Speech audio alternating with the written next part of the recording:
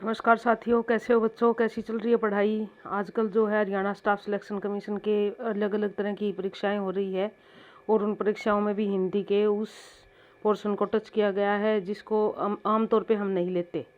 क्योंकि हम सोचते हैं कि 10वीं तक की हिंदी आती है, और नहीं, आज के पेपर को देख के तो हमें लगता है कि हिंदी का भी गहरा ज्ञान होना ज़रूरी है। इसी संदर्भ में एक टॉपिक को ज़्यादा लिया गया है। हम हिंदी के पेपर में भी देखा था हमने, और आज जो ग्राम सचिव का पेपर हुआ उसमें पहले और दूसरे में भारतीय काव्य शास्त्र को ज़्यादा लिया गया है, और उससे संबंधित एक मोटी मोटी सी बातें हैं, ज़्यादा लंबी चौड़ी नहीं है। उनको लेकर मैं आपके सामने उपस्थित हूँ। उम्मीद है कि आपको ये शायद कुछ हेल्प मिले आने वाले 2-3 जो पेपर रहते हैं आपके उसमें, और उसके अलावा जो आगे भी पेपर आने वाले हैं। अगले शायद संडे को सुपरवाइजर का है, उसके बाद पुलिस का है, फिर और है। अब तो पेपर आते ही रहेंगे आपके, जो पूरा महीना पेपरों का चलेगा ये। तो चलिए देखते हैं, हम भारतीय काव्य शास्त्र की बात करते हैं। प्रमुख काव्य सिद्धांत। अक्सर काव्य शास्त्र को छोड़ देते हैं, हिंदी वाले ही छोड़ देते हैं, आम जनरल तो क्या करेंगे। तो ये जितना मुश्किल लगता है उतना मुश्किल है नहीं, देख लेते हैं इसको। चलिए शुरू करते हैं। प्रमुख काव्य सिद्धांत। इससे पहले कि हम शुरू करें, जल्दी से लाइक करो, शेयर करो, और जो नए बंधु आए वो सब्सक्राइब करो। चलिए आगे चलते हैं। भारतीय काव्य शास्त्र में जिन प्रमुख काव्य संप्रदायों का विकास। अब यहाँ जो इम्पोर्टेंट बातें जो आपको याद रखनी है वो मैं साथ की साथ बताती रहूँगी, उसको आप चाहे नोट कर लेना, चाहे आप अपनी कॉपी में नोट करो, चाहे इस वीडियो के माध्यम से, जैसे भी आपको उचित लगे उसको देख लेना। काव्य संप्रदायों का विकास काव्य की आत्मा का संसाधन करते हुए समय हुआ है। यानी कि काव्य जो है उसको, काव्य की आत्मा क्या क्या चीज़ है, इनको मानते हुए विभिन्न संप्रदायों का विकास हुआ है।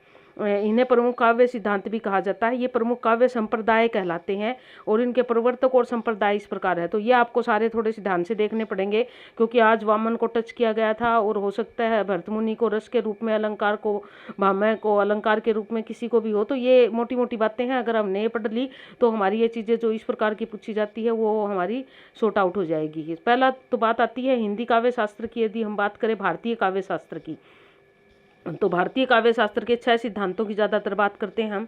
पहला हमारा अलंकार संप्रदाय। अलंकार जो 10-12 आप पढ़ते हो, अलंकार तो सामान्य हिंदी में भी पढ़े जाते हैं। ये जो इसको अलंकार संप्रदाय को देने वाले आचार्य का नाम है भामह, यानी कि भामह ने दिया था अलंकार संप्रदाय। बाकियों ने पुष्टि की थी, वो हम आगे बात करेंगे। रस संप्रदाय है, इसको आचार्य भरतमुनि ने दिया था, और इनकी रचना थी नाट्य शास्त्र। कई बार ये नाट्य शास्त्र ही पूछ लिया जाता है किसकी रचना है, जैसे आज के पेपर में पूछा गया था। तो इनकी रचना का नाम है नाट्य शास्त्र। और वामन ने, जो आचार्य वामन है, इनका आज पूछा हुआ था, जैसे एक आया हुआ था प्रश्न गुण के संबंध में।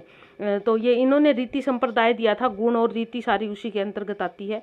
उसके बाद आचार्य कुंतक ने दिया था वक्रोक्ति सिद्धांत। वक्रोक्ति सिद्धांत संप्रदाय जो है आचार्य कुंतक ने दिया।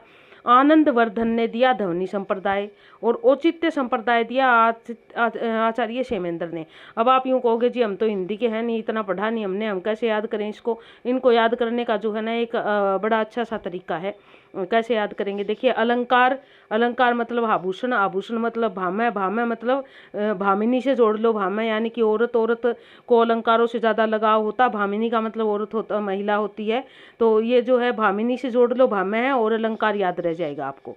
रस संप्रदाय भरत मुनि, मुनि मतलब भरत, भरत मतलब भारत, भारत मतलब भारत जो है वो अलग अलग जो तरह की बोलियां हैं, अलग अलग तरह के रस है। तो भरत मुनि, भारत से रस, यानी कि एक हमारे आपका इस प्रकार जो भी होता है, रिस्पेक्टेबल जो चीज़ें होती है, जो रसिक चीज़ें होती है, वो भारत में ही पाई जाती है। तो भरत मुनि से रस जोड़ लो, रस संप्रदाय। रीति संप्रदाय वामन। अब वामन जो है क्या था? भगवान का भी एक छोटा रूप था, वामन रूप, यानी कि जो बोना रूप था भगवान का, उसको वामन कहते हैं। और रीति मतलब रिवाज चला दिया। भगवान ने रिवाज चलाया था क्या? असुरों को हराने का और देवताओं को जो है ना जिताने का। भगवान वामन ने 3 पग में जो ना विराट रूप दिखा के सारी धरती माप दी थी। तो वामन से रीति ऐसे करके जोड़ लो। वक्रोक्ति संप्रदाय कुंतक। कुंतक, कुंतक अगर आप इस नाम को भी पढ़ के देखोगे तो इस नाम में ही जो है ना टेढ़ा मेढ़ा छिपा हुआ है, कुंतक। तो यहाँ तो देखिए, कुंती से कुंतक बनाया, ऐसे लगा लो आप, किसी भी तरह लगा लो इसको। तो यहाँ जो ना वक्रोक्ति सिद्धांत, यानी कि वक्रोक्ति मतलब टेढ़ा, ऐसे करके याद कर लो इसको। ध्वनि, ध्वनि मतलब ध्वनि, यानी कि जो भी हमारे वर्ण है वो भी ध्वनि देते हैं। तो ध्वनि। आनंद वर्धन, वर्धन जो है वो ध्वनि के साथ जुड़ा हुआ है, वर्धन और ध्वनि। तो ये इस प्रकार करके जोड़ लो। औचित्य संप्रदाय, उचित, औचित्य को आप उचित के रूप में ले लो। और उचित जो ना क्या होता है कि जो कोई भी चीज़ होती होती है, गलती हो जाती है और उसमें जो समा कर देता है हम उसी को उचित मानते हैं। तो क्षेमेंद्र को इस प्रकार औचित्य से जोड़ लो तो हमारे 6 के 6 संप्रदाय इस प्रकार जोड़ के याद रहेंगे। रट्टे मारोगे तो याद नहीं रहेंगे, एक दूसरे में मिल जाएंगे। और ऐसे आप जोड़ के एक बार तो 2-2 मिनट के लिए या 1 मिनट के लिए मनन करिए अंदर इसको और ये सारे जुड़ जाएंगे। तो इस प्रकार जो जिस संप्रदाय से कोई बात पूछी जाती है और अगर हमें याद है तो हम आराम से कर लेंगे इसको। उसके बाद आगे देखिए हमें जो याद करने की चीज़ है वो और क्या है। ये जो है ना संस्कृत काव्य शास्त्र में काव्य के मूल तत्वों को काव्य की आत्मा कहा था। किसको कहा था? ये हमारे हिंदी वालों के लिए तो अच्छा काम आएगा ये आगे, और बाकी जो आम बच्चे हैं वो भी इसको देख सकते हैं। काव्य की आत्मा कहा था। किसको? काव्य मूल तत्व को काव्य की आत्मा कहा था। इसके अभाव में कोई भी रचना काव्य तत्व से रहित हो जाती है। यह काव्य आत्मा अनुसंधान करते हुए भी उक्त काव्य संप्रदायों का किस काव्य आत्मा का अनुसंधान करते ही काव्य संप्रदाय का विकास हुआ।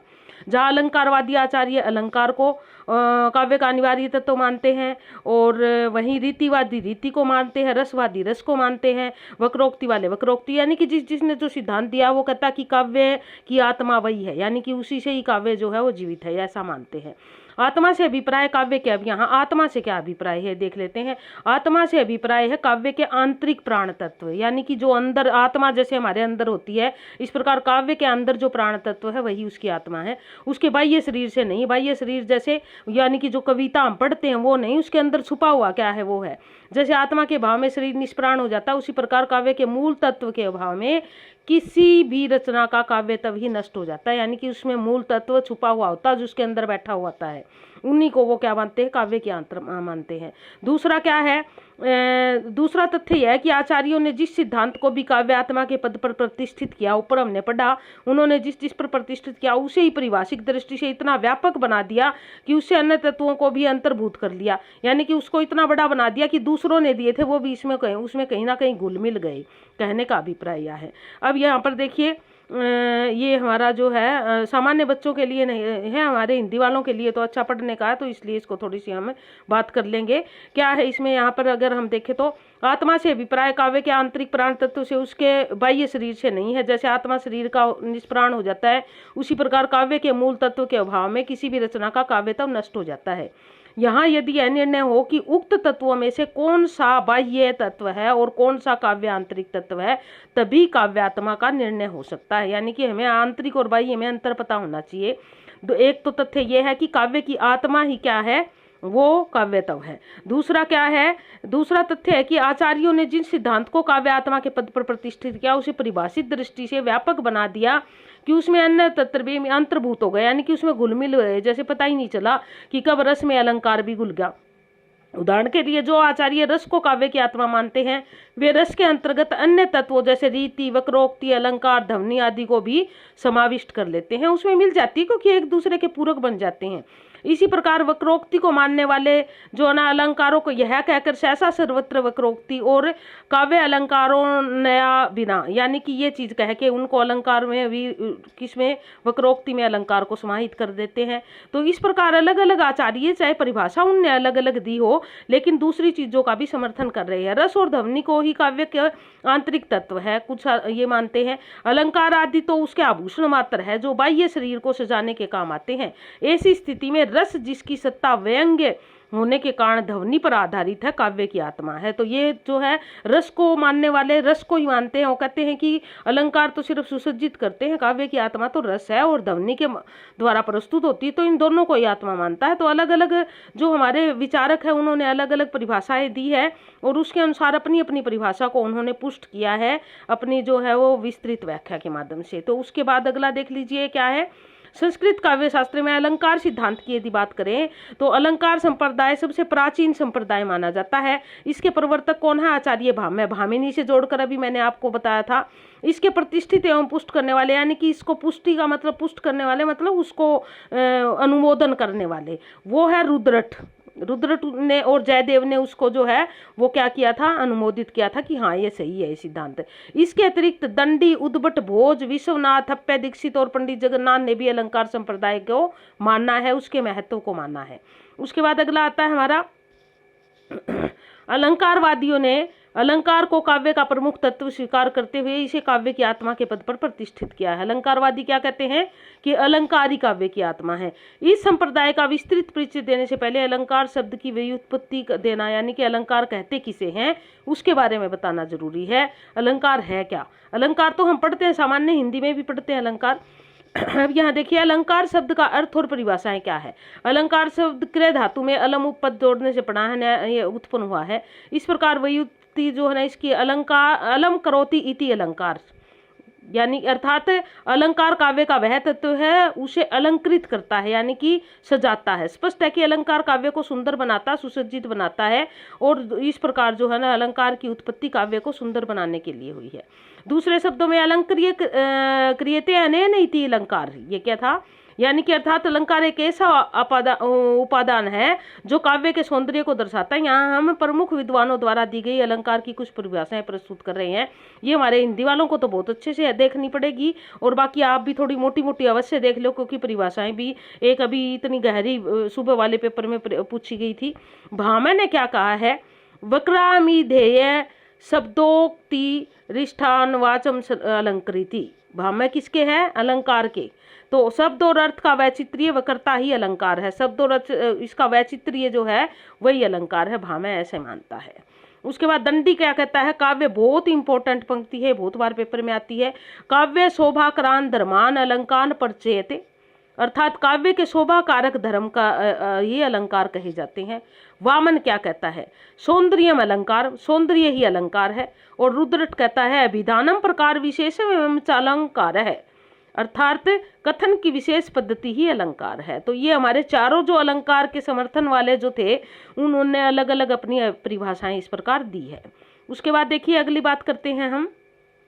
इस प्रकार क्या हुआ कि इन लोगों ने, इन आचार्यों ने अलंकार की अलग अलग परिभाषा दी, और अलंकार के साथ साथ इन्होंने क्या दिया कि रस गुण वक्रोक्ति आदि आंतरिक तत्वों को भी महत्व दे दिया इन्होंने, चाहे भले ये अलंकार को विशिष्ट मांग रहे थे। तो इस प्रकार ये हमारा अलंकार था। उसके बाद अगला जो है हमारा जिसकी बात करते हैं हम, वो रस की बात है कि कुछ विद्वान कहते हैं कि रस ही सबसे, रस की अलौकिकता क्या है, रस होता क्या है, रसानुभूति के कारण रूप में व्याप्त विभावा अनुभावा संचारी सभी लौकिक होते हैं। विभावा अनुभावा संचारी भावा निष्पत्ति सिद्धांत है, किंतु काव्य में वर्णित होने पर इसे विभाव नामक अलौकिक अपार का समावेश हो जाता है, जो रस को लौकिक बना देता है। विभाव अलौकिक किसको लौकिक बनाता है? रस को। रस की अलौकिकता साधारणीकरण व्यापार के कारण होती है। यह व्यापार न केवल सामाजिक को साधारणीकरण करता है, अपितु उसे देश काल के बंधनों से भी मुक्त करता है। साधारणीकरण से अभिप्राय है साधारण करना, यानी कि सरल बना देना। अगला क्या कहता है, रस न तो सविकल्प ज्ञान है और न तो सविकल्प ज्ञान है और न ही निर्विकल्प ज्ञान है। यह दोनों से भिन्न अलौकिक ज्ञान है। क्या मानना है? रस को अलौकिक ज्ञान मानना है। ज्ञान के पदार्थ में स्वरूप के साथ उसके नाम जाति बोध होता है, जबकि निर्विकल्पक ज्ञान में नाम जाति भाव से रहित केवल वस्तु मात्र का बोध होता है। रसानुभूति शब्द व्यवहार का विषय न होकर संवेदन मात्र है, यानी कि इसको महसूस किया जाता है। रसानुभूति जो है वो क्या है? अलौकिक ज्ञान है, ये मानना है हमारे आचार्यों ने। उसके बाद अगला है, रस न प्रत्यक्ष न परोक्ष है। ये ना तो प्रत्यक्ष देखा जाता है ना इसको परोक्ष देखा जा सकता, अतः अलौकिक इस कारण भी अलौकिक है। तो इस प्रकार भरत मुनि ने जो है वो रस को काव्य की आत्मा माना है। रस सिद्धांत देने वाले थे भरत मुनि, और उनकी पुस्तक नाट्य शास्त्र जिसमें इन्होंने रस को दिया है। रस की आनंदमयता भाव सुखात्मक दुखात्मक दोनों हो सकते हैं, किंतु रस हमेशा आनंद ही देता है। आचार्य मम्मट के अनुसार भी रस आनंद का स्वरूप है। मम्मट भी क्या कहते हैं? रस को आनंद का स्वरूप मानते हैं। दूसरा क्या है, सकल प्रयोजन मौली भूतम समंतर में वह रसास्वाद है समुद्र भूतम विगलित वेद्यांतरमानंदम, यानी कि क्या कहते हैं आचार्य विश्वनाथ ने भी करुण रस को निर्भांत शब्दों में आनंदमयी निरूपित करने के हुए कहा है। इन्होंने करुण रस की दी परिभाषा, करुण आदि रसों में भी जो परम आनंद होता है वह केवल सहृदय का अनुभव कराता है, और उसके श्रवण दर्शन में सामाजिक प्रवृत्ति न होते हैं। यानी कि क्या है, रस हमेशा आनंद देता है, चाहे वो दुख का हो चाहे वो सुख का हो। पंडित जगन्नाथ ने भी रस को जो है पुष्ट किया है, उन्होंने भी आनंद देने वाला माना है। और करुण आदि भाव भले ही हो किंतु वो निर्बद्ध होकर वे सुखात्मक रूप में ही प्रस्तुत होते हैं, तो करुण जो रस है उसको भी आनंद देने वाला मानता है। तो इस प्रकार देखिए हमारा अगला है ये रस के जो है यहाँ पर, फिर अगला रस के जो स्थायी भाव है ये जरूरी है आपके लिए, इम्पोर्टेंट है, सामान्य बच्चों के लिए भी इम्पोर्टेंट है। पहले तो रस के 4 अव्यय होते हैं, एक तो स्थायी भाव, एक विभाव, एक अनुभाव और एक संचारी भाव। ये संचारी है, दिख नहीं रहा, थोड़ा सा जल्दी जल्दी में PDF ऐसी ही बनी है, ये संचारी भाव है। तो ये 4 होते हैं हमारे। एक स्थायी भाव जो है वो मूल रूप से भर्तमुनि ने तो 8 दिए थे, वैसे हम 9 की बात करते हैं, ठीक है। इसी प्रकार जो है विभाव 2 है, अनुभाव 4 है और संचारी भाव जो है वो 33 है। इनकी बात करेंगे हम, ये संख्या हमें पता होना चाहिए। संचारी 33, अनुभाव विभाव 2 और ये स्थायी भाव जो है वो 9 है। भर्तमुनि का अगर आ जाए तो 8 आएगा, वैसे 9 है स्थायी भाव। स्थायी भाव से ही रस उत्पन्न होता है। उसके बाद अगला देखिए स्थायी भाव कौन कौन से हैं। जो भाव हृदय में हमेशा विद्यमान रहते हैं, यानी कि हमारे हृदय में विद्यमान है लेकिन वो जिस भी किसी भाव का सानिध्य पाते हैं तो उसके अनुकूल पाकर उद्भत यानी कि जागृत हो जाते हैं, उन्हें हम स्थायी भाव कहते हैं। इनकी संख्या 9 मानी गई है। रति, उत्साह, क्रोध, जुगुप्सा, विस्मय, निर्वेद, हास, भय, शोक, ये स्थायी भाव है। अब आप भाव और रस ये जरूर देख लो, क्योंकि पेपर की दृष्टिकोण से ये सभी बच्चों के लिए इम्पोर्टेंट है, चाहे वो हरियाणा स्टाफ सिलेक्शन हो या कोई भी पेपर हो। रस किसी में भी पूछे जा सकते हैं, जब इतनी गहरी बात पूछी जा सकती है तो रस तो बहुत ही इम्पोर्टेंट टॉपिक है। आपको स्थायी भाव सबका पता होना चाहिए, रट लो इनको, चाहे ऐसे याद नहीं होते हैं। तो अब इसका याद करने का भी तरीका बताती हूँ मैं आपको कैसे करोगे। इससे पहले कि हम रस के स्थायी भावों की तरफ बढ़ें और आगे और करें तो जल्दी से लाइक करो अगर ना किया तो, और अपने बंधुओं पे शेयर भी कर दो, ताकि हो सकता है रात में देखी वीडियो और सुबह आप जाके पेपर में देखो तो 1-2 नंबर मिल जाए आपको इसमें से। अब श्रृंगार जो है इसका स्थायी भाव है रति। रति का मतलब होता है प्रेम। आप प्रेम देख लो, रति का भाव यानी कि प्रेम का भाव। रति कौन थी? कामदेव की पत्नी थी, उसी से रति पड़ा है नाम। रति का मतलब ही प्रेम है, कामदेव का पर्याय ही प्रेम है, आप यूं मान के चलो। तो प्रेम से संबंधित कोई भी बात जब होती है तो उसका श्रृंगार, स्थायी भाव हमारे अंदर रति विद्यमान होता है और उसका रस जो है वो श्रृंगार रस बनता है। अब श्रृंगार रस की मैंने बहुत अच्छी टॉपिक वीडियो बना रखी है, मेरे यूट्यूब चैनल पर जाके आप देख सकते हो। मेरा तो क्या, आपका अपना यूट्यूब चैनल है, आपने ही जो है मुझे इतना प्रोत्साहन दिया कि मैं अब एकदम वीडियो बनाने के लिए भी जो है ना मेरे अंदर हुआ कि हो सकता है आपकी कुछ हेल्प हो जाए, तो उस पर जाके आप विस्तार पूर्वक अगर देखना चाहो तो देख सकते हो। उसके बाद अगला हमारा उत्साह है। उत्साह है या ओज भी कह सकते हो आप, ओज, जोश।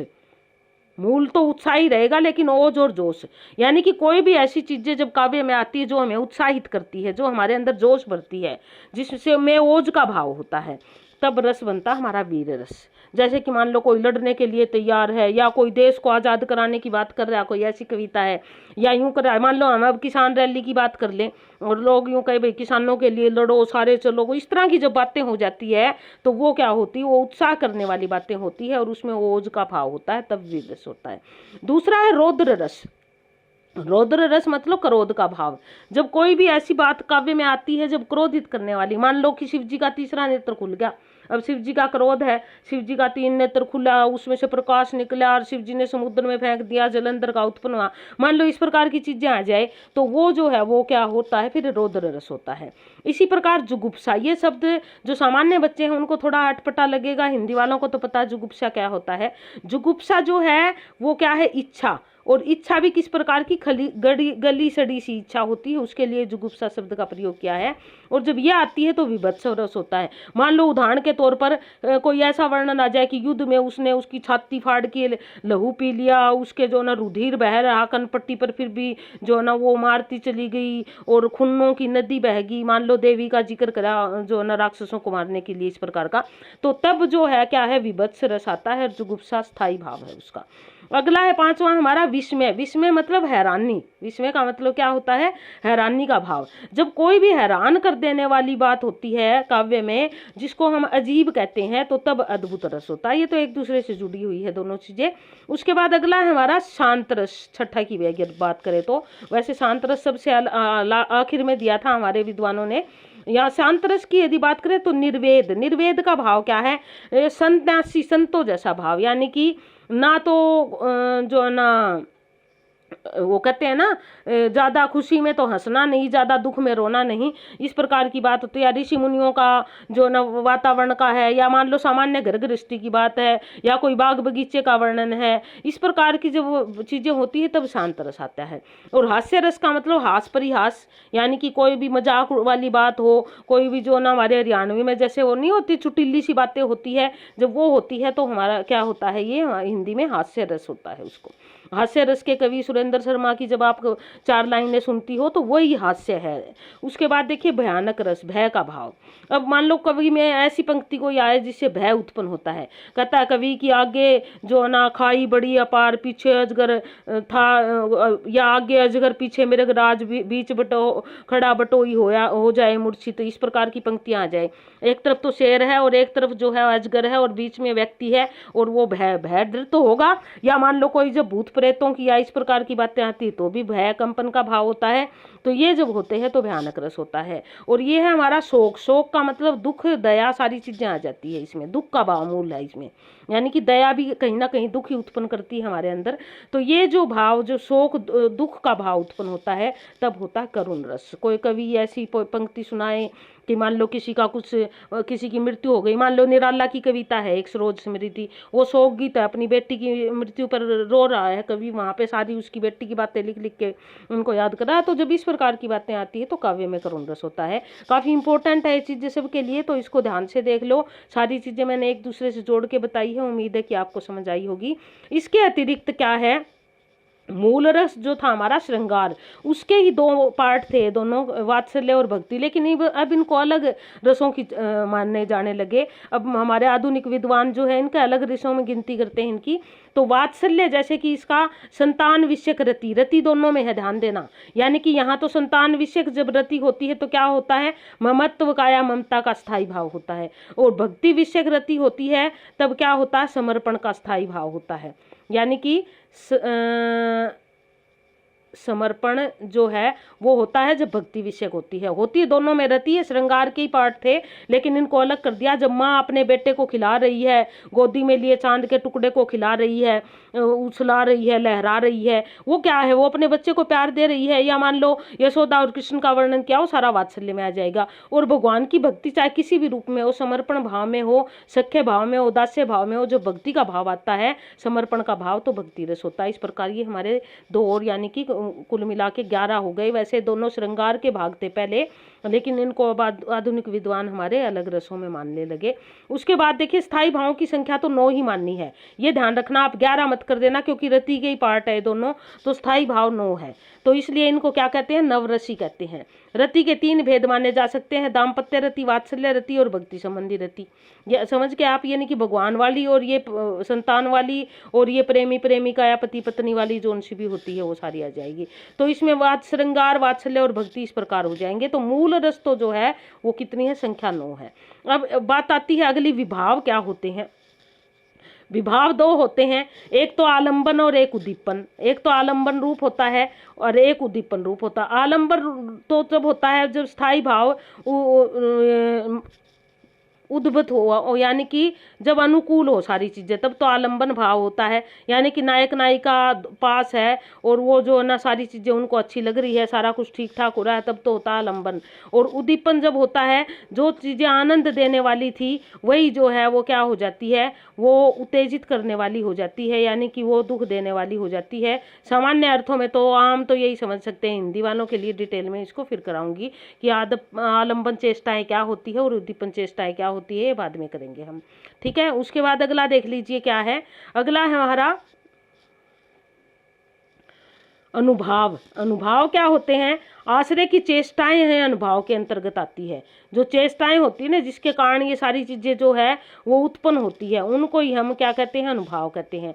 अनुभाव अनुभव भाव बोध का, अर्थात भाव का बोध कराने वाले कारण अनुभाव कहलाते हैं। आश्रय की वे बाह्य चेष्टाएं जिनसे यह पता चलता है कि उनके हृदय में कौन सा भाव उद्भूत हुआ है, वह अनुभाव कहलाते हैं। आ गया होगा समझ में। यानी कि मान लो आंखें मटका रहा है कोई, या कोई जो ना होठों से कुछ इशारे कर रहा है या आंखों से इशारे कर रहा है, या वेशभूषा अलंकार, मान लो नायिका नायक को रिझाने के लिए सुंदर सुंदर अलंकारों से सुसज्जित होकर आ रही है, कोई मधुर मधुर बोल बोल के किसी को रिझा रहा है, या कोई कटुवाणी बोल के किसी को जो है ना दुखी कर रहा है, या कायिक और अंगिक, एक तो ये होती है, दूसरी वाचिक होती है, तीसरी आहार्य होती है, और चौथी सात्विक होती है। सात्विक के फिर 8 वेद होते हैं। मूल रूप से जो है ये 4 होती है अनुभाव।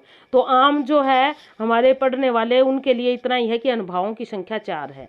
उसके बाद है संचारी भाव। अब संचारी भावों की जो संख्या है वो 33 होती है। संचारी भाव वो होते हैं जो एक बार उत्पन्न होते हैं और फिर जैसे ही हम उस चीज़ से निकलते हैं तो वो क्या होते हैं, वो खत्म हो जाते हैं, और इनकी संख्या जो है वो 33 मानी गई है।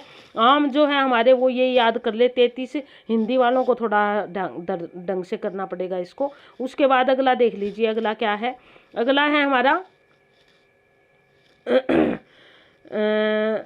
अर्थात विशेष प्रकार की रीति संप्रदाय की विशिष्ट पद रचना को रीति कहते हैं। रीति का हमने किससे लिया था, अभी हमने पीछे सी बात करी थी। रीति संप्रदाय को देने वाले कौन है, विशिष्ट को स्पष्ट करते हुए पुनः कहते हैं विशेषो हो गुणात्मा है, अर्थात यह विशिष्टता गुण से आती है, अर्थात काव्य गुणात्मक पद रचना को रीति कहते हैं।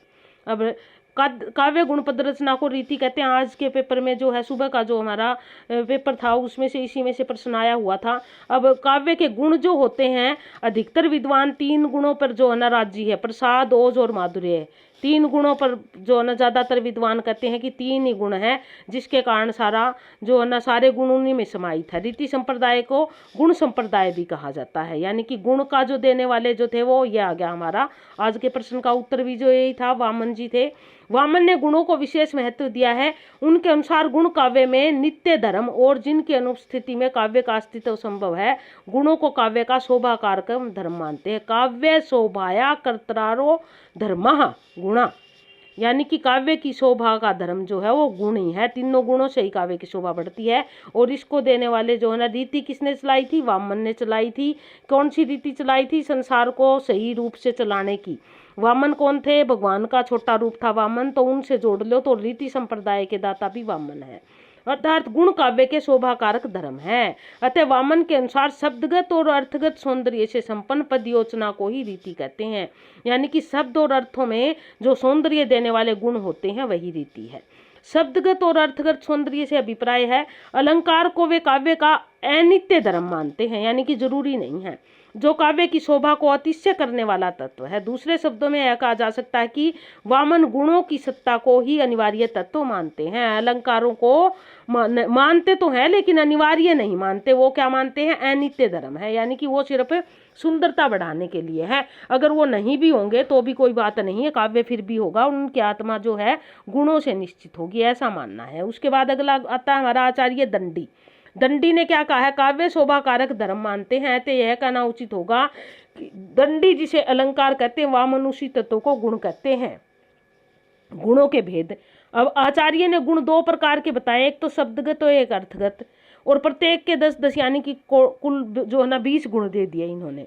अब ये जो है ना ज़्यादा है हमारा, इसको हमारे हिंदी वाले थोड़ा ध्यान से करेंगे, आम बच्चों के लिए इतना करने की ज़रूरत नहीं है। ये देखिए वामन ने कुल 20 गुण माने हैं, 10 शब्दगत और 10 अर्थगत, यानी कि उन्होंने क्या कहे, 10 तो ये है और 10 ये है, 20 है। लेकिन अधिकतर विद्वान जो है, फिर एक बार एक कवि का और नाम आया, एक आचार्य का भोजराज, उन्होंने इसकी संख्या 24 बता दी। लेकिन मम्मट ने क्या कहा कि गुण तो केवल 3 ही है, उसके अंतर्गत माधुर्य, प्रसाद और ओज स्वीकार किए। और मम्मट के बताए हुए इन गुणों को जो है ना अधिकांश काव्य जो विद्वान है उन्होंने इसको स्वीकार कर लिया, यानी कि 3 गुण मानने। ये ध्यान रखना आप, गुण आपके पेपर के दृष्टिकोण से इंपॉर्टेंट हो सकते हैं। गुणों की संख्या कितनी है, 3 है, माधुर्य, प्रसाद और ओज गुण है। ओज में जोश और ओज वाली बात आती, प्रसाद में सारी कुछ आती, माधुर्य में जो रति भाव होता है वो आता है। तो ये हमारे 3 गुण अधिकतर विद्वान जो है इन 3 पे सहमत है। ये सारे अच्छे से याद रखोगे आप, 3 गुण मानते हैं। उसके बाद अगला देख लीजिए, तो ये हमारे कुछ गुण थे, कुछ रीति थी, कुछ रस थी। इसके अलावा देखिए कुछ हिंदी के प्रमुख जो है वो रचनाएं हैं, और उन रचनाओं की बात कर लेते हैं हम, क्योंकि अक्सर जो है ना अभी दिन में पूछा गया था कि भारतीय आधुनिक हिंदी के या आधुनिक गद्य विधाएं जो है वो किसने विकसित की थी। और भारतेंदु जी का नाम जो हिंदी वाले थे उनके लिए तो आसान था, लेकिन सामान्य लोगों के लिए बहुत मुश्किल था। अब इसमें एक प्रश्न और भी पूछा जा सकता था कि आधुनिक हिंदी को व्याकरण की अपरिष्कृत रूप करने का श्रेय किसको जाता है। तो अगर ये प्रश्न आ जाता तो आचार्य महावीर प्रसाद द्विवेदी का नाम आता। तो ये चीज़ें आपको थोड़ी सी ध्यान रखने की ज़रूरत है। और कई बार ये भी आ जाता है प्रश्न कि आधुनिक युग में सबसे निष्पक्ष भाव से या 4 भागों में जीवनी आत्मकथा लिखने वाला कवि कौन सा है। तो उसमें श्री जो है ना हरिवंश राय बच्चन जी का नाम आता। उन्होंने 4 भागों में अपनी आत्मकथा लिखी है। इसी प्रकार जो है उपन्यास जो है सम्राट किसे कहा जाता है, प्रेमचंद जी का नाम आता है। कहानी सम्राट भी प्रेमचंद जी को कहा जाता है। नाटक सम्राट की यदि बात आ जाती है तो जयशंकर प्रसाद जी को कहा जाता है। कई बार ये पूछ लिया जा सकता है जयशंकर प्रसाद जी के नाटकों का मुख्य विषय क्या है। तो उनके नाटकों का मुख्य विषय जो है वो ऐतिहासिकता है। तो इस प्रकार की बातें हमारी अक्सर आ जाती है। ये कुछ प्रमुख पत्र पत्रिकाएं हैं जिनका जिक्र यहाँ पे है, क्योंकि पत्र पत्रिकाएं भी पूछ ली जाती है। अब देखिए कवि वचन सुधा जो है और संपादक, पत्रिकाएं और संपादक दोनों साथ दिए। कवि वचन सुधा भारतेंदु हरिश्चंद्र जी ने संपादित की थी। ब्राह्मण पत्र था जिसका संपादन प्रताप नारायण मिश्र ने किया। आनंद कादम्बनी थी बद्री नारायण चौधरी प्रेमचंद ने। ये पहली एक ऐसी पत्रिका थी आनंद कादम्बनी जिसमें महिलाओं से संबंधित लेख छपते थे। हिंदी प्रदीप बालकृष्ण भट्ट ने किया था। हिंदी प्रदीप जो ना 33 सालों तक इन्होंने इसका संपादन किया और धन अभाव में भी इसको चलाते रहे। प्रताप पत्र था गणेश शंकर विद्यार्थी, इंपॉर्टेंट है ये भी। अभ्युदय पत्र जो है थोड़ा सा बड़ा कर लेते हैं इसको, हाँ जी। उसके बाद है अभ्युदय पत्र मदन मोहन मालवीय, इसके संपादक थे मदन मोहन मालवीय। समालोचक चंद्रधर शर्मा गुलेरी, आज के पेपर में आया हुआ था इसीलिए मैंने ये जो ना टॉपिक उठाया है। हो सकता है किसी और पेपर में और मिल जाए। समालोचक पत्रिका का संपादन चंद्रधर शर्मा गुलेरी ने किया था। उनमें पेपर में सिर्फ गुलेरी दिया हुआ था। उसके अलावा अगला देख लीजिए, हमारा अगला क्या कहता है। इंदु पत्रिका थी, अंबिका प्रसाद गुप्त ने इसका जो है ना संपादन किया इंदु का। देवनागर थी, ये उमापति दत्त शर्मा की थी। सरस्वती, ये जो पत्रिका थी सरस्वती पत्रिका, ये 1900 में निकली थी और इसका 1903 से लेके और 1920 तक महावीर प्रसाद द्विवेदी ने इसका संपादन किया था। बहुत इंपॉर्टेंट है, जिसने हिंदी भाषा को परिष्कृत किया यानी कि साहित्यिक रूप प्रदान किया। प्रभा थी, इसका बालकृष्ण शर्मा नवीन। हंस पत्रिका थी, इसका जो है प्रेमचंद जी ने किया। उसके लखनऊ से निकलती थी ये हंस पत्रिका। माधुरी जो है ये लखनऊ वाली का किया प्रेमचंद जी ने। हंस एक जो है दिल्ली से भी निकलती थी जिसका राजेंद्र यादव ने संपादन किया। माधुरी जो थी दुलारे लाल भार्गव ने। मतवाला महादेव प्रसाद सेठ और निराला ने भी मतवाला का संपादन किया, कलकत्ता से निकलती थी। साहित्य संदेश बाबू गुलाब राय। हिंदी नवजीवन महात्मा गांधी, अब महात्मा गांधी ने जो है इसका संपादन किया हिंदी नवजीवन का। ये देखिए ये भी इम्पोर्टेंट हो जाती है, इसलिए हमारी हिंदी नवजीवन का संपादन महात्मा गांधी ने। देश पत्र था जिसका बाबू राजेंद्र प्रसाद यानी कि प्रथम राष्ट्रपति जो थे उन्होंने संपादन किया। पत्र पत्रिका का ना धर्मयुग जो पत्र था धर्मवीर भारती, ये भी इम्पोर्टेंट है, कई बार आता है पेपर में। धर्मवीर भारती ने किया धर्मयुग का संपादन। उसके अलावा जो है अगला है हमारा करमवीर पत्र है, ये भी बहुत बार पूछा जाता है। ये जो है जबलपुर से प्रकाशित होता था। करमवीर जो हमारे राष्ट्रीय काव्य धारा के कवि है वो इनको संपादित करते थे। और इसको कर लेते हैं थोड़ा सा बड़ा, हाँ जी। करमवीर के संपादन का नाम माखनलाल चतुर्वेदी है। कादम्बिनी जो थी राजेंद्र अवस्थी और सारिका जो है वो कमलेश्वर और अवध नारायण जो है वो मुक्ता, यानी कि सारिका पत्रिका भी काफ़ी इंपॉर्टेंट आधुनिक कहानी में काफ़ी महत्वपूर्ण योगदान रहा। हंस पत्रिका एक अभी पीछे बात हुई थी, दिल्ली से निकलती थी, उसका संपादन राजेंद्र यादव ने किया था। उसके अलावा आलोचना पत्रिका दिल्ली से जो निकलती थी वो पीछे जो पढ़ी थी हमने, समालोचना थी, आलोचना थी, नामवर सिंह ने किया इसका, ये भी इम्पोर्टेंट है। नंदन बच्चों से संबंधित पत्रिका थी, जयप्रकाश भारती ने किया इसका संपादन नंदन का। सचेतना महीप सिंह बहुत ही इंपॉर्टेंट है, ये भी कई बार आ जाती है। समीक्षा का गोपाल राय ने। वर्तमान साहित्य धनंजय केपी सिंह ने। नई कहानियां भैरव प्रसाद गुप्त ने। कथांतर अमर गोस्वामी ने। और इंडिया टुडे, ये इंपॉर्टेंट है, वर्तमान में भी जो है इंडिया टुडे पत्र। प्रभु चावला को आप जानते होंगे, जुड़े हुए हैं यूं चैनल से भी। प्रभु चावला पीछे काफ़ी चर्चाओं में रहे थे। इंडिया टुडे प्रभु चावला आपको याद हो तो।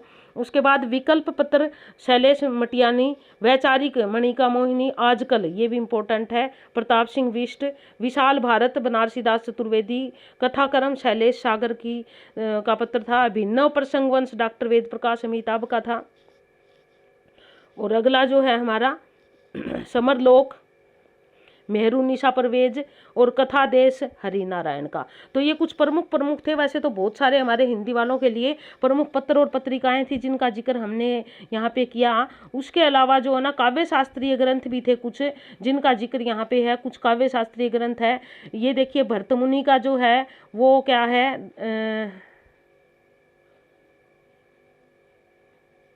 ये कट गया हमारा, इसको थोड़ा सा हम ठीक कर लेते हैं, ये इधर आ जाइए। हाँ, अब यहाँ पर क्या है, यहाँ पर तो रचना है और यहाँ रचनाकार है, यानी कि ये किस किस की रचनाएं हैं इनको हम देख लेते हैं।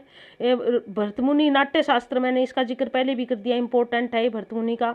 काव्य अलंकार भाम्य का है, काव्यादर्श दंडी का है, काव्य अलंकार सूत्र वृत्ति मम्मट का है, साहित्य दर्पण ये भी इंपॉर्टेंट है, विश्वनाथ का है, रस गंगाधर ये भी इंपॉर्टेंट है, पंडित राज जगन्नाथ का है, धवनालोक आनंदवर्धन का। जो जो सिद्धांत दिए उसी प्रकार की इनकी रचनाएं हैं। उसके अलावा धवनालोक लोचन अभिनव गुप्त का है, धवनालोक आनंदवर्धन का है, और 10 रूपक जो है वो धनंजय का है। 10 रूपक ये रचना आ गई धनंजय की है। उसके बाद है हमारा काव्य अलंकार सार आचार्य उद्भट का है, और अलंकार सर्वत्र रूर्य का वक्रोक्ति आचार्य कुंतक का है। कुंतक ने वक्रोक्ति का सिद्धांत दिया है, तो कुंतक का ही जो है वो क्या है, आचार्य वक्रोक्ति जीवित है, ये उनके सिद्धांत का नाम है। उसके अलावा जो है आगे देख लीजिए, ये हमारे चंद्रालोक जयदेव की रचना है, और औचित्य विचार चर्चा जो है वो क्षेमेंद्र की है। औचित्य का सिद्धांत इन्हें दिया तो इनकी है। व्यक्ति विवेक महिम भट्ट की है। कवि प्रिया केशवदास की है। रसिक प्रिया भी केशवदास की है। कवि कुल कल्पतरु चिंतामणि की है, रीतिकालीन कवि है। काव्य विवेक भी चिंतामणि की है। रीतिकाल का प्रवर्तक को केशव या चिंतामणि इन्हीं रचनाओं के आधार पर हुआ था। काव्य विवेक भी चिंतामणि की है। रस विलास भी चिंतामणि की, श्रृंगार मंजरी भी चिंतामणि की, शिवराज भूषण की है, रसराज मतीराम की है। ये इंपॉर्टेंट है, नीचे वाली दोनों रचनाएं कई बार यही पूछ ली जाती है, मतीराम की है ये दोनों। तो इस प्रकार ये हमारी कुछ रचनाएं थी, और उनके रचनाओं से संबंधित जो किस किस तरह की थी। उसके बाद और देख लीजिए, अगली भी थोड़ी सी और देख लेते हैं हम। रचना अलंकार पचाशिका किसकी है, कई बार ये भी पूछ ली जाती है। अलंकार पचाशिका मतीराम की, और वृत्त कौमुदी भी मतीराम की। रस रहस्य कुलपति मिश्र की है। काव्य निर्णय भिखारी दास की है। रस पीयूष निधि सोमनाथ जी की है। श्रृंगार विलास भी सोमनाथ जी की है। तो उसके बाद अगला देख लीजिए, श्रृंगार विलास सोमनाथ की। भाषा भूषण बहुत ही इंपॉर्टेंट है, भाषा भूषण बहुत बार पेपर में पूछी जाती है, जसवंत सिंह की है।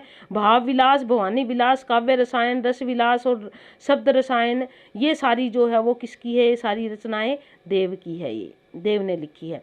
पद्माभरण कई बार पूछ ली जाती है, तो पद्माभरण जैसे कि नाम है, इसके कवि भी ऐसे ही है, तो पद्माभरण पद्माकर की है। जगत विनोद भी उन्हीं की है। रसिक आनंद ग्वाल, कवि दर्पण और साहित्य दर्पण, ये सारी ग्वाल कवि की है। रस मंजरी जो है कन्हैयालाल पोद्दार की है। उसके अलावा अलंकार मंजूषी ये भी कन्हैयालाल पोद्दार की है। अलंकार मंजूषा लाला भगवान दीस की। रस कलश ये इंपॉर्टेंट है हमारी, यानी कि रस कलश किसकी है, रस कलश है अयोध्या सिंह उपाध्याय हरिओद की। नाटक जो है वो रचना किसकी, ये भी इंपॉर्टेंट है, भारतेंदु हरिश्चंद्र जी की रचना है नाटक। तो इस प्रकार उसके बाद अगला देख लीजिए, कुछ हमारे पाश्चात्य विद्वान हैं जिनके कम से कम हमें ये तो याद कर लेना चाहिए कि उन्होंने क्या क्या दिए हैं। ये देख लेते हैं हम, हमारे हिंदी साहित्य के जो विद्वान हैं उनको भी देख लेते हैं। साहित्य लोचन बाबू गुसाब सुंदर दास की रचना है साहित्य लोचन। ये थोड़ी सी प्रिंट में गड़बड़ होगी भाई, ये थोड़ी स्कैन करने में मुझे। चिंतामणि आचार्य रामचंद्र शुक्ल की है। रसमीमांसा भी शुक्ल की है, और काव्य में अभिव्यंजनावाद भी लक्ष्मी नारायण सिंह सुधांशु की है। उसके अलावा नवरस बाबू, ये पहले भी आ चुका है। रस सिद्धांत डॉक्टर नरेंद्र की है। भारतीय को, ये बहुत इंपॉर्टेंट है, भारतीय काव्य शास्त्र कई बार पूछ लिया जाता है। आधुनिक राइटर है इसके हमारे, और ये है कौन, आचार्य नगेंद्र, डॉक्टर नगेंद्र। काव्य शास्त्र भगीरथ मिश्र की है, ये हिंदी वालों के लिए तो बहुत ही इंपॉर्टेंट है। और भारतीय काव्य शास्त्र जो है सत्यदेव चौधरी की है। रस विमर्श राममूर्ति त्रिपाठी की है। शास्त्रीय समीक्षा के सिद्धांत गोविंद त्रिगुणा। अरस्तु का काव्य शास्त्र बहुत इंपॉर्टेंट है, ये डॉक्टर नगेंद्र का है। अब यहाँ पर कुछ पाश्चात्य काव्य शास्त्र की भी बात हो रही है। पाश्चात्य में जो है ना प्रमुख कुछ रचनाएं हैं जो अक्सर हम हिंदी में पढ़ते हैं। द रिपब्लिक ये प्लेटो ने लिखी है, और पोएटिक्स जो है रचना वो अरस्तु की है। और इसके बाद ये है एटोरियस, ये अरस्तु की है। ऑन द सबलाइम ये लोजाइंस की है। ऑन द सबलाइम जो है काफ़ी इंपॉर्टेंट है, स्वतंत्रता का सिद्धांत। उसके बाद अगला देख लीजिए, एस्थेटिक्स क्रोचे की है। Principle of literary IS Richards की है। अगर स्वतंत्रता क्रिटिज्म, अगर स्वतंत्रता से संबंधित कोई भी बात आती है तो IS रिचर्ड ने जो है वो इसका सिद्धांत दिया था। आज के पेपर में भी कुछ एक ऐसा प्रश्न आया हुआ था।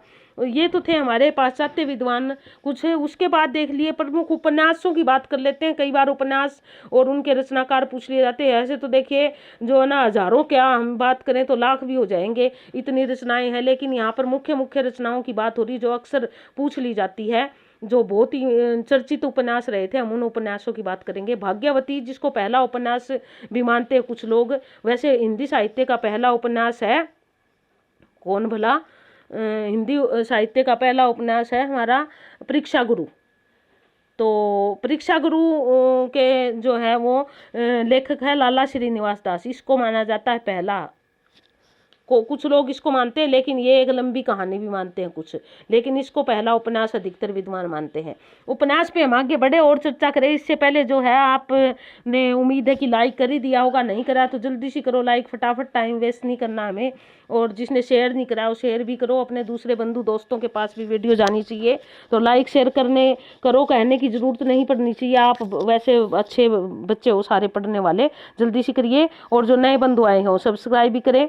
तो देखिए हमारा अगला आता है 100 अजान एक सुजान। बहुत इंपॉर्टेंट रचनाएं हैं, सारी हिंदी वालों के लिए तो बहुत ही इंपॉर्टेंट है। नूतन ब्रह्मचारी, 100 अजान एक सुजान जो है ना बालकृष्ण भट्ट की रचनाएं हैं, जिनका नाम अभी हम पीछे पढ़ के आए हैं, किसी हिंदी प्रदीप के साथ जुड़ा हुआ है इनका नाम, पत्रिका थी। उसके बाद धूर्त रसिकलाल रदाराम शर्मा की है। धूर्त रसिकलाल भी बहुत बार आता है पेपर में, किसकी रचना है? उपन्यास है सारे, ध्यान रखना। इसलिए जो ना आपको ज्यादा वो करने की जरूरत नहीं है, क्योंकि ये कोई भी आ जाए तो उपन्यास है। त्रिवेणी जो है किशोरीलाल गोस्वामी की है। लवंग लता जो है ये भी इनकी है। चंद्रकांता संतति या चंद्रकांता कोई भी आ जाए।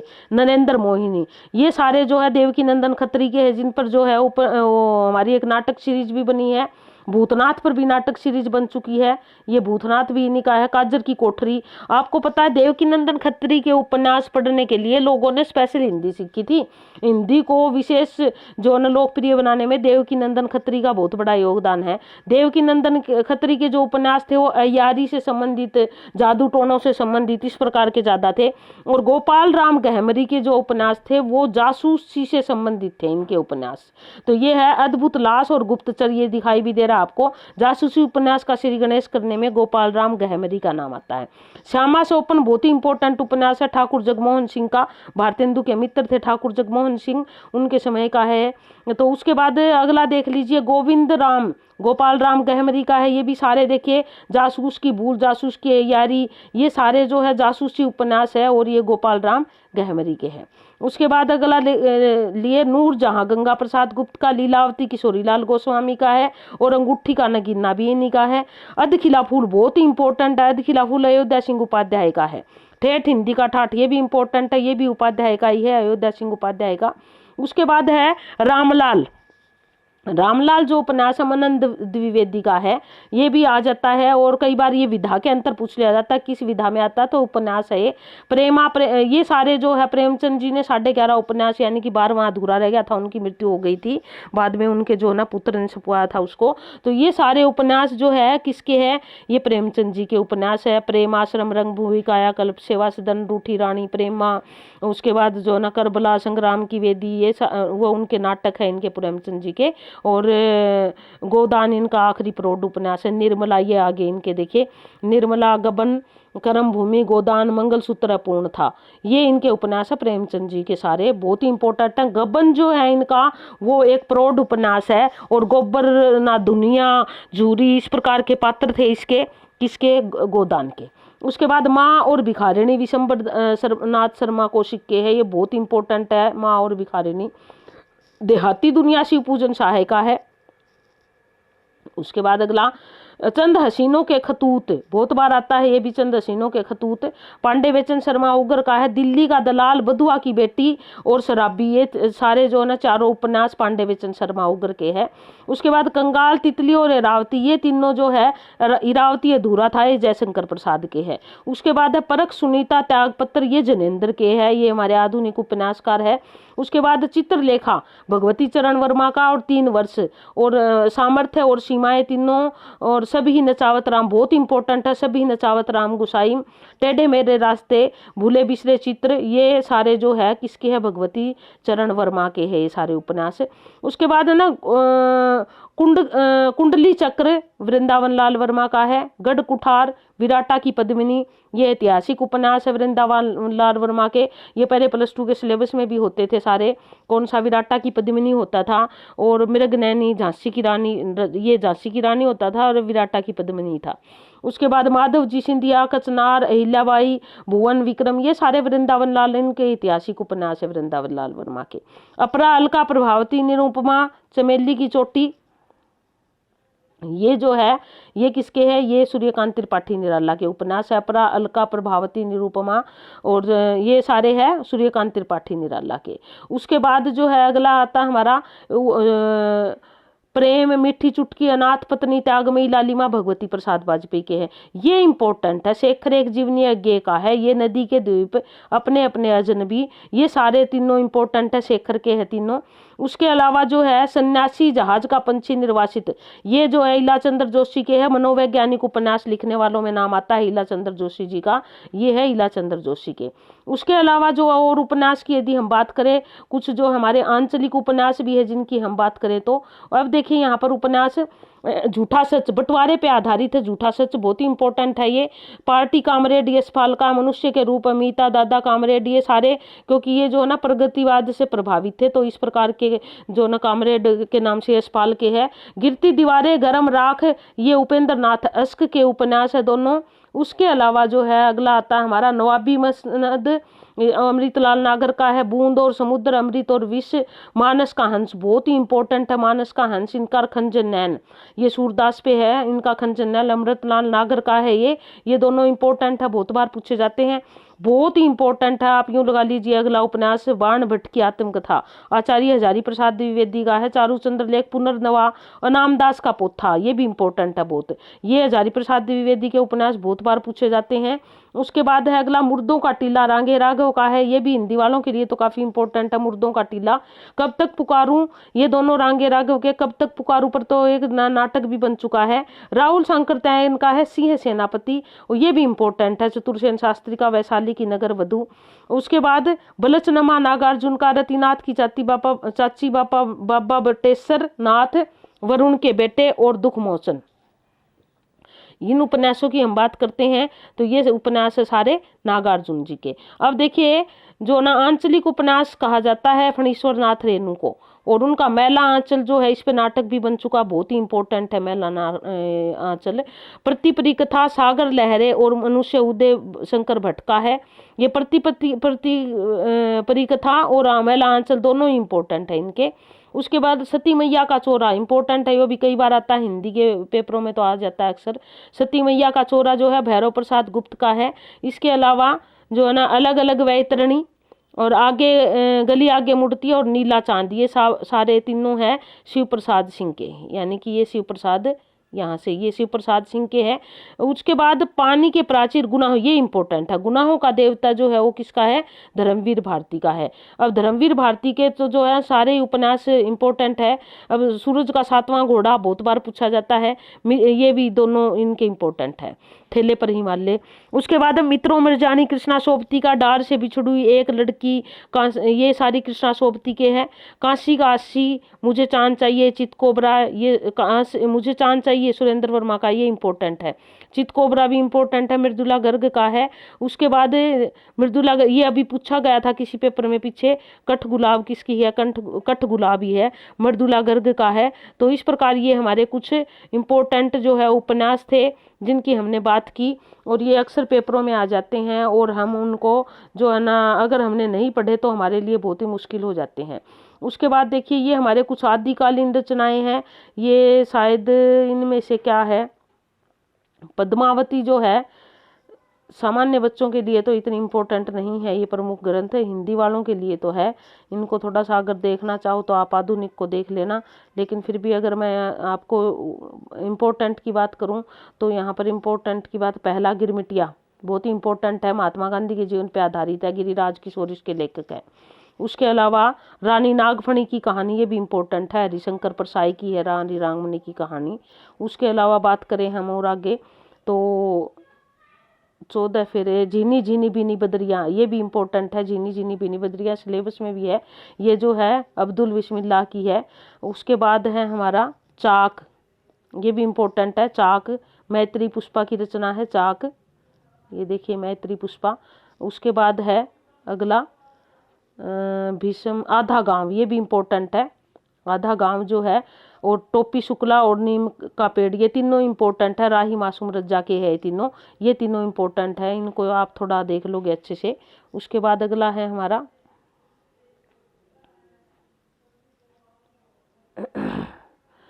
नीला चांद शिव प्रसाद सिंह शिव, ये हमारा हो गया राग ये है इम्पोर्टेंट, राग दरबारी जो है श्री लाल शुक्ल का है, ये भी इम्पोर्टेंट है। उसके डूबते मस्तल, ये भी इम्पोर्टेंट है, और ये यह पथबंधु था डूबते मस्तल, ये दोनों नरेश मेहता के हैं, ये भी दोनों इम्पोर्टेंट है। गुनाहों का देवता, ये हम पढ़ लिया पीछे, सूरज का 7वां घोड़ा कर लिया इनको तो उसके बाद अगला देखते हैं वे दिन लालटीन की छत, निर्मल वर्मा के है, एक चिथड़ा सुख कुरु कुरु स्वाहा है, ये भी इम्पोर्टेंट है कुरु कुरु स्वाहा वाला, ये देखिए लालटीन की छत और एक चिथड़ा सुख निर्मल वर्मा के है दोनों। उसके बाद कुरु कुरु स्वाहा, ये इम्पोर्टेंट है मनोहर श्याम कयाप, और जो है ये भी इम्पोर्टेंट है इनका, ये दोनों इम्पोर्टेंट है कुरु कुरु स्वाहा और कयाप। उसके बाद अगला देख लीजिए सोया हुआ जल, सर्वेश्वर दयाल कुआनो नदी, सोया हुआ जल सर्वेश्वर दयाल सक्सेना का है। पागल कुत्तों का मसीहा, ये भी इन्हीं का है। और कितने पाकिस्तान, ये भी इम्पोर्टेंट है। ये आप गुनाहों की देवी, गुनाहों का देवता धर्मवीर भारती का था, गुनाहों की देवी यादवेंद्र शर्मा का है, ये देखना। और सूरजमुखी कृष्णा सोबती का है। तो इस प्रकार ये कुछ नई महत्वपूर्ण रचनाएं थी। उसके बाद अब ये थोड़ी सी आपको देखनी पड़ेगी, यहाँ पे अब्दुल रहमान का पद्मावत है जो है मलिक, ये रचना इधर आ जाएगी हमारी, अब्दुल रहमान का ये संदेश राशक, ये इम्पोर्टेंट है, हिंदी वालों के लिए तो बहुत इम्पोर्टेंट है, बहुत बार आती है पेपर में, सामान्य हिंदी में भी आ जाती है। संदेश राशक किसकी रचना है? अब्दुल रहमान की है। उसके बाद पौमचर्यु स्वयंभू की है, महापुराण पुष्पदंत की भविष्यत का, धनपाल पृथ्वीराज, ये भी इम्पोर्टेंट है। पृथ्वीराज रासो हिंदी वालों के लिए तो सारी इंपॉर्टेंट है, सामान्य की बात कर रही हूँ मैं। पृथ्वीराज रासो चंद बरदाई की है। विशलदेव रासो जो है वो नरपति नाल्य की है। परमाल रासो जगनिक की है। जय चंद प्रकाश बेटा विद्या, ये इंपॉर्टेंट है। विद्यापति की पदावली, ये भी इंपॉर्टेंट है, इसको भी आप थोड़ा सा याद कर लोगे। अब पृथ्वीराज का मित्र था चंद बरदाई। संदेश अब्दुल रहमान, रहीम खान ने खाना, वही बात है रहीम की। संदेश राशक जो है वो अब्दुल रहमान, इसको किसी भी चीज से जोड़ो आप, जोड़ जोड़ के विशल देव नरपति, नर है वो विशल देता है, और इस प्रकार विद्यापति की पदावली, ये तो याद रह जाएगी, इसमें तो कोई बड़ी लंबी चौड़ी बात नहीं है। गोरखवाणी जो है पीताम्बर दत्त पंडित फलवाल ने इसका संपादन किया, इकट्ठी की है गोरख की सारी रचनाओं को। कबीर ग्रंथावली, ज्ञान बोध चंदायन मुल्ला, ये इंपॉर्टेंट है, चंदायन भी मुल्ला दाऊद की है। ये सूफी संत काव्य धारा का प्रथम जो है वो ग्रंथ माना जाता है। उसके बाद जो सूफी काव्य धारा का महत्वपूर्ण जो ग्रंथ है, जिसपे फिल्म भी पीछे सी बनी थी, पद्मावती, जिसका नाम था शायद पद्मावत नाम से फिर बनाया, तो पद्मावत जो है मलिक मोहम्मद जायसी का है। बहुत ही सुंदर ये जो है महाकाव्य है। आखिरी कलाम और अखरावट, ये तीनों इनके हैं। मृगावती कुतुम्बन की है। और उसके अलावा जो है वो ज्ञानदीप शेख नबी का है। सत्यवती कथा ईश्वरदास की है। ये थोड़ी सी इन पे नजर डाल लेना, हिंदी वाले तो अच्छे से याद करेंगे इनको। ये देख लीजिए आप, ये राम रक्षा स्त्रोत जो आमतौर पर घरों में पढ़ते हैं लोग, रामानंद ने लिखा था, जो तुलसीदास जी को जो न उनके आश्रम में रहे थे तुलसीदास जी। अष्टयाम, अगरदास, भरत मिलाप, ईश्वरदास, ये भी इम्पोर्टेंट है। भरत मिलाप, रामचरितमानस और विनय पत्रिकाएं तो हम पहले ही बहुत बार पढ़ चुके हैं। तो इस प्रकार दोस्तों ये कुछ प्रमुख रचनाएं थी जिनका जिक्र मैंने किया।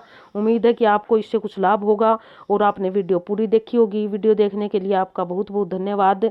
और बाकी कोई भी आपको दिक्कत है तो आप मेरे कमेंट बॉक्स में जाकर जो है ना डाल सकते हैं। और ये हिंदी वाले तो सारी याद कर ले, क्योंकि ये प्रमुख रचनाएं हैं।